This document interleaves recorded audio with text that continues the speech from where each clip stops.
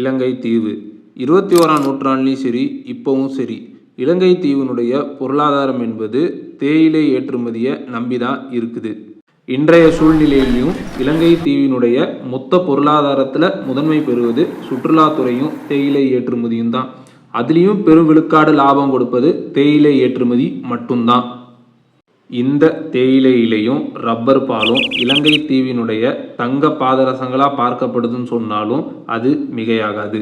அப்பேற்பட்ட இலங்கை தீவில் விளையக்கூடிய தேயிலை உலக அளவில் பிரபலத்துவம் அடைஞ்சி அதற்கென தனி அந்தஸ்து பெற்று தந்த தொழிலாள பெருங்குடி மக்கள் இன்று அளவும் துயர வாழ்வின் கொடுமையினால் செத்து மடிகிறாங்கன்னு சொன்னால் உங்களால் நம்ப முடியுமா?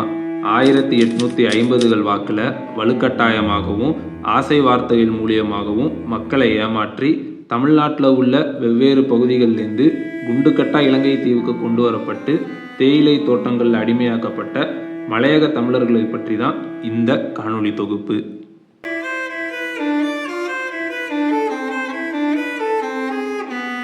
ஆயிரத்தி 600 வாக்கில் இந்தியா மற்றும் இலங்கைக்கு வியாபாரம் செய்ய வந்த கிழக்கிந்திய கம்பெனி நாளடைவில் மொத்த இந்தியாவிலையும் தங்களோட ஆதிக்கத்தை செலுத்த ஆரம்பித்தாங்க.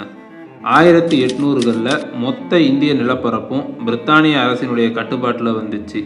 வெள்ளக்காரங்களை எதிர்த்து போராடிய தமிழ் மன்னர்கள் வெள்ளக்காரர்களினுடைய சூழ்ச்சியினாலும் அண்டை ராஜ்யங்களினுடைய துரோகத்தினாலும் வீழ்ச்சி அடைஞ்சாங்க.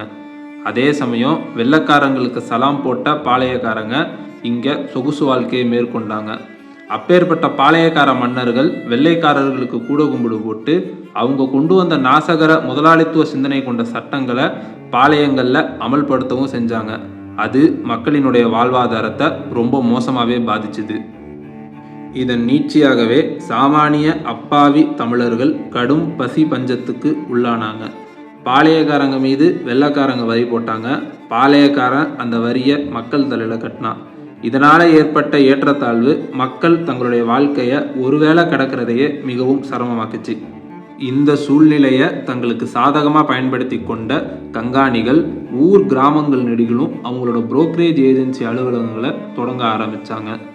இன்னைக்கு எப்படி ஏஜென்சிகளால் பொய் கதைகள் கட்டமைச்சு மக்களை ஏமாற்ற முடியுதோ அதுக்கான பிள்ளையார் சொல்லி அன்னைக்கு கங்காணிகளால் ஆரம்பிக்கப்பட்டது தான்.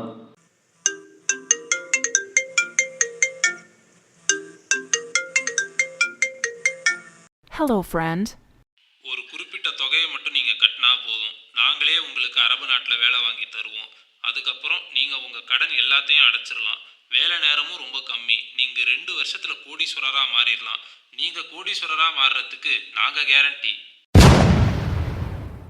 இன்றைய காலகட்டத்தில் எப்படி இது மாதிரி ஆசை வார்த்தைகளை காண்பிச்சு மக்களை ஏமாற்றி துபாய் மாதிரியான அரபு நாட்டு பாலைவனத்தில் ஒட்டக மேய்க்க விட்டு ஷேக்குகள்கிட்ட அடிமையாக்குனாங்களோ அதே வேலையை தான் அன்னைக்கு கங்காணிகளும் செஞ்சாங்க.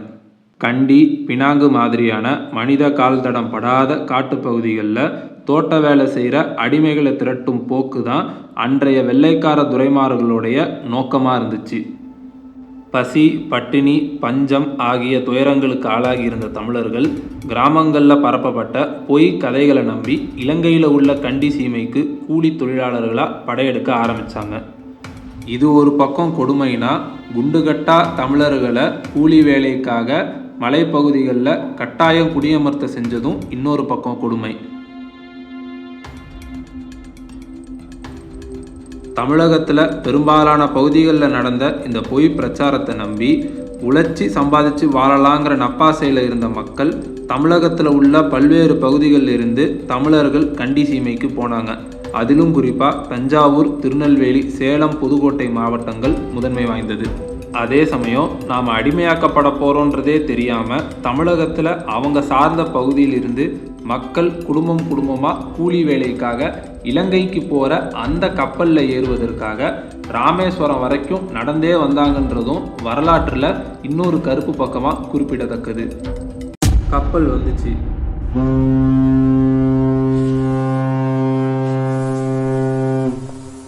அது வரைக்கும் கப்பல் பயணத்தையே மேற்கொள்ளாத அப்பாவி மக்கள் முதல் முறையாக அடிமை சாசனம் எழுதப்பட்டது கூட தெரியாமல் கப்பலில் பயணம் செய்கிறாங்க.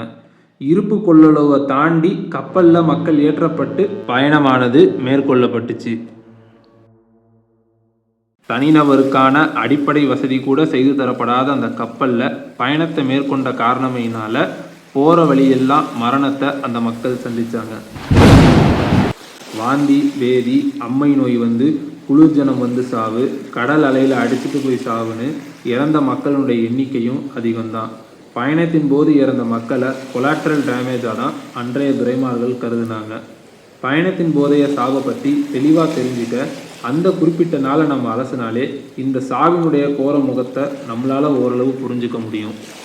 5/2/1864 அன்னைக்கு ஆதிலட்சுமின்ற படகு வங்காள வளைகுடாவிலிருந்து 150 டன் எடையுள்ள பொருட்களையும் 120 தொழிலாளர்களையும் ஏற்றிக்கிட்டு இலங்கை தீவுக்கு போகிறப்போ விபத்துக்கு உள்ளாகி 14 பேர் மட்டுமே மோசமான நிலையில் உயிர் பிழைச்சாங்க.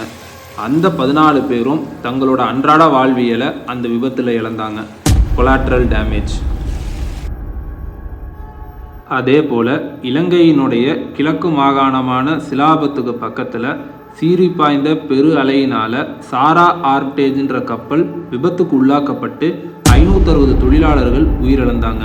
இந்த கோர நிகழ்வை அன்றைய இலங்கை கவர்னராக இருந்த ஹென்றி வாட் தன்னோட பதிவேடுகளில் பதிவு செய்கிறாரு. இதுவும் ஒரு கொலாட்ரல் டேமேஜாக தான் பார்க்கப்பட்டுச்சு. பயணத்தின் போது ஏற்படுற சாவுக்கு தொழிலாளர்களுக்கு தேவையான அடிப்படை வசதிகள் கூட செய்து தராமல் அவங்களோட சாவையும் துயரத்தையும் பார்த்து புலகாகிதம் அடைகிற துரைமார்கள் இருக்கவே செஞ்சாங்க. அவர்களுடைய இத்தகைய மெத்தல போக்குமே அவங்க தொழிலாளர்களுக்கு எதிராக மேற்கொண்ட வன்முறை கொடுமையாக தான் நாம் இங்கே பார்க்கணும். பல உயிர் பலிகளையும் பல கோர சாவுகளையும் சந்தித்த இந்த கொடூர பயணம் இத்தோட நிற்கலை. ராமேஸ்வரத்தில் தொடங்கின இந்த உழைப்பாள மக்களினுடைய பயணம் இறுதியாக வந்து சேர்ந்த இடம்தான் கல்ஃப் ஆஃப் மன்னார், அதாவது மன்னார் வளைகுடா. மன்னார் வளைகுடா கடல் பகுதியில் இந்த மக்கள் இறக்கி விடப்பட்டாங்க. அங்கேருந்து கடல் வெளியிலேயே ஒரு 2 கிலோமீட்டர் நடந்து கரையை அடைஞ்சாங்க. அப்படி கரையடைஞ்ச மக்கள் அங்கிருந்து கண்டி சீமைக்கு நடக்க வச்சே அழைத்து செல்லப்பட்டாங்க. அந்த கல்ஃப் ஆஃப் மன்னாரிலிருந்து கண்டி சீமை வரைக்கும் 250 கிலோமீட்டர் அந்த மக்கள் நடந்தே போனாங்க.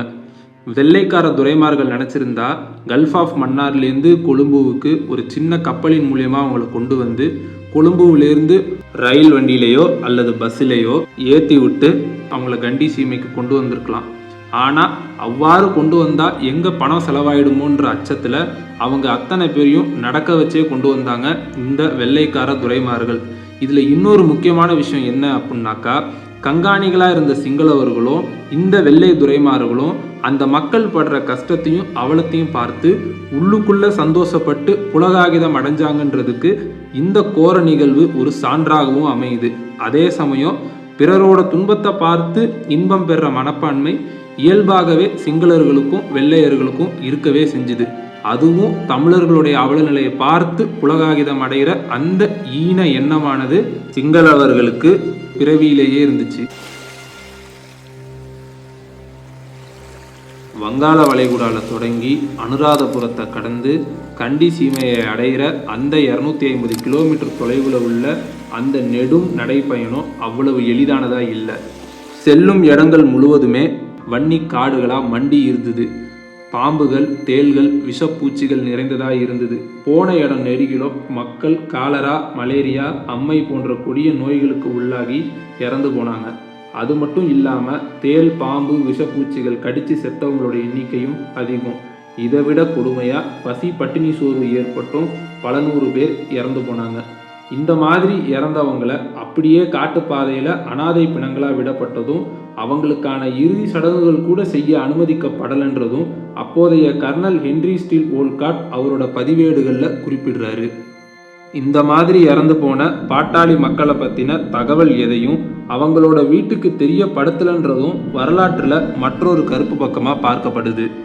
இவ்வளவு கொடுமைகளையும் துர்மரணங்களையும் சந்தித்த அந்த பாட்டாளி தமிழ் மக்கள் கண்டி சீமையை சென்றடைஞ்சா எப்படியும் பிழைச்சிக்கலான்ற நம்பிக்கை அவங்க மனசில் துளியோண்டு ஒட்டிக்கிட்டு இருந்துச்சு. அது அவங்க கண்டி சீமையை சென்றடைகிற வரைக்கும் தான். பல போராட்டங்கள், துன்பங்கள், இழப்புகளுக்கு அப்பாற்பட்டு பல மரணங்களை தாண்டி அந்த கேடு கெட்ட கண்டி காட்டு பகுதியில் கூலி அடிமைகளாக நியமனமான மக்கள் தான் மலையக தமிழர்கள்னு நாம் அழைக்கிறோம். மண்டி கிடக்கிற விஷச்செடிகளுக்கு அப்பால இருந்த பெரிய பங்களா துரைமார்களோடது. அதுக்கு கீழே கட்டப்பட்டிருந்த சின்ன வீட்டில் கங்காணிகள் வாழ்ந்தாங்க.